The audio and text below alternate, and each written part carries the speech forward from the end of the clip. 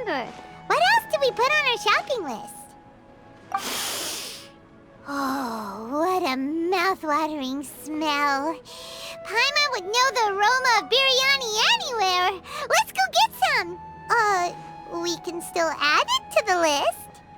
Well, if it isn't the Traveler and Paimon. Wasn't expecting to see you here. Hello there.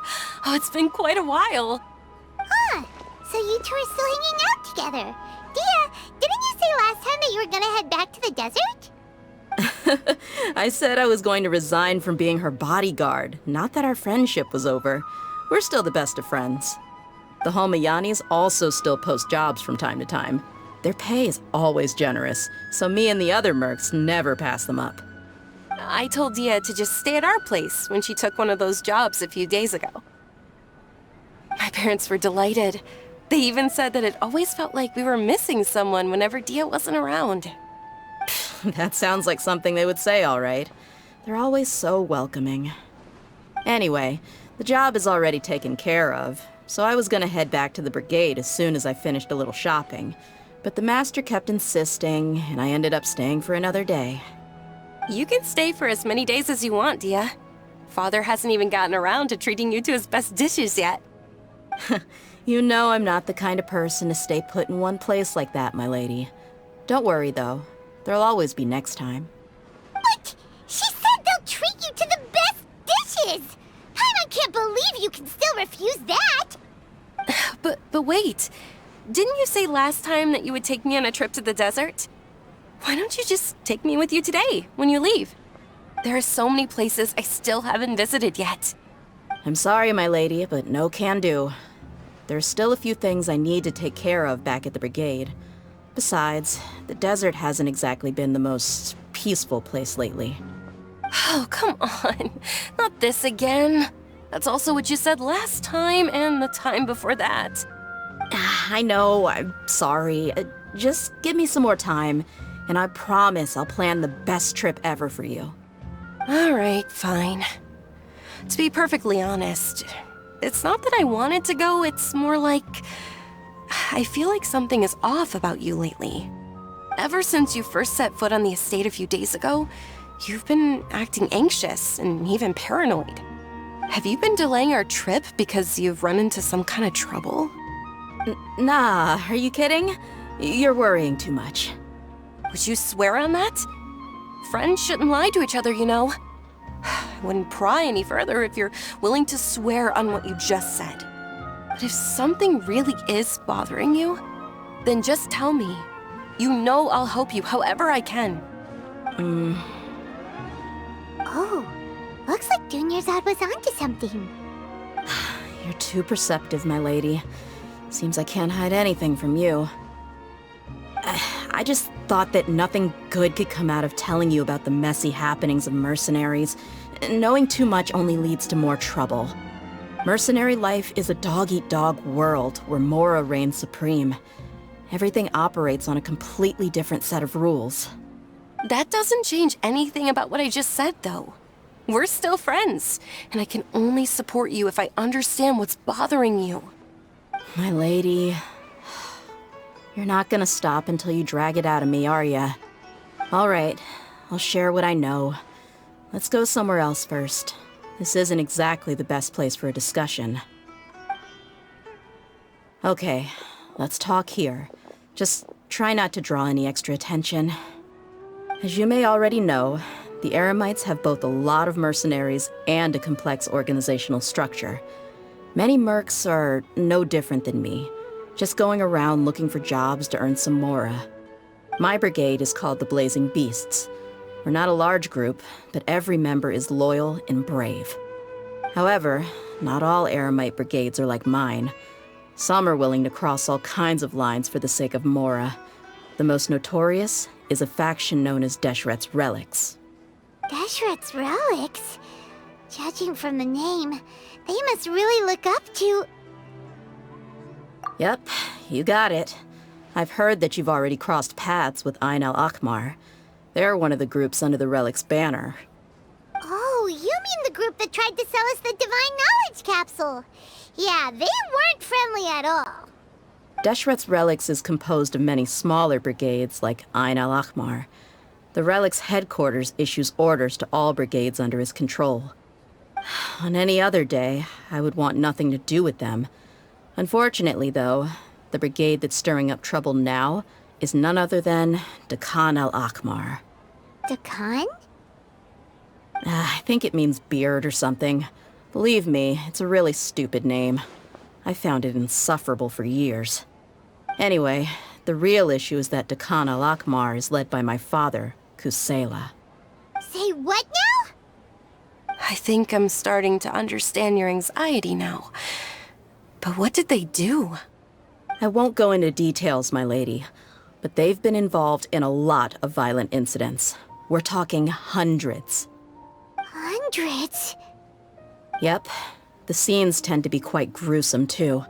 They strip the victims of all their valuables before murdering them. Not only have they targeted merchant caravans and ordinary citizens, but other mercenary brigades as well. That's beyond terrible. They won't even spare their own kind. I don't know how Deshret's relic sees it. All I do know is that Dakan al-Ahmar has become more and more aggressive over the last few years.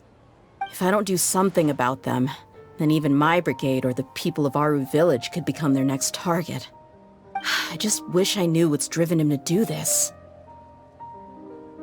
Yeah. How can your father do such terrible things? I don't know. People change. He's always been pretty pathetic.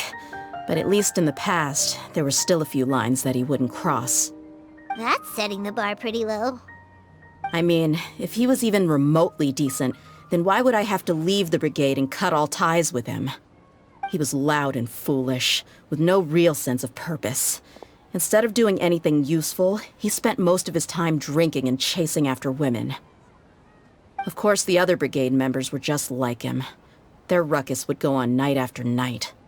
Sounds like a nightmare. What about your mother? Did she ever step in to stop them? Unfortunately, I never knew my mother. I'm sorry, Dehya. I didn't know. It's all right, my lady. That's pretty common in mercenary circles. Didn't I mention that my father was chasing after women? I was the result of one of those encounters with some random person. He told me that he wasn't sure who my mother was. And in any case, she never came to see me. He'd say, "You'll be fine as long as you remember to stick with Dad." But even then, he left most of the parenting to the brigade. The one thing I do remember is that he used to tell me stories. But the problem was that he had terrible taste. He only knew a few stories, and even those tended to be pretty stale. They were tales of desert warriors defeating dragons in the forest, or stories of mercenaries rescuing princesses from rebel armies. Sounds like your typical fairy tales. More or less, yeah. They were interesting maybe the first or second time around, but after about 20 repeats, they started to get a little dull. He seemed to think those stories were the best things ever, though. He was so into them that he'd call the whole brigade over and make them perform the whole thing as a play. Even the toys he gave me would all be story props. I'd get helmets, shields, and toy swords. It was only much later when I realized that the shows were more for him than they ever were for me. What an interesting guy. Yeah, I've always found him pretty childish, but that was something I could just shrug off. I had no reason to despise him. Until I grew up and learned the true face of Deshret's relics for myself. Looting, blackmail, violence, and fraud. They not only accepted such heinous acts, they would even openly boast about them. No one in the brigade was any kind of hero. Instead, my father and his cronies were more like the bad guys that needed to be taken down. Did they really think that as long as they didn't do any of that stuff right in front of me, I would never know? I think I can understand your feelings. The difference between perception and reality must have hit hard. Yeah, but don't worry, my lady. It's all water under the bridge to me now. I had a huge argument with my father and left that place behind for good. I'm not investigating them due to any bitter feelings I still have towards my father. I just want to protect those that are close to me. Yeah, I told the boys to gather as much information as they could. Most of the reports concern violent incidents, but there's also some talk of smuggling. I see. But isn't this investigation incredibly dangerous? It is, but every mercenary lives life on the edge. It's a lifestyle that I enjoy. That may be true, but it'll be impossible for those who care about you not to worry. Well, now you get why I didn't want to share any of this with you. What should we do? They both have valid concerns. Huh? But there's no need for you to get caught up in this mess, too. Well, he's super tough, so if he went into the desert with you, then Paimon bets the problem will be solved in no time. I'm inclined to agree. I'd feel a lot more at ease if you took him along to help. I'll wait for news from you in the city until then. Please, stay safe. I'm honored that you care so much for me, my lady. All right, then let's get moving. Our first stop will be Caravan Rebot, where we can catch up a bit with my fellow mercs.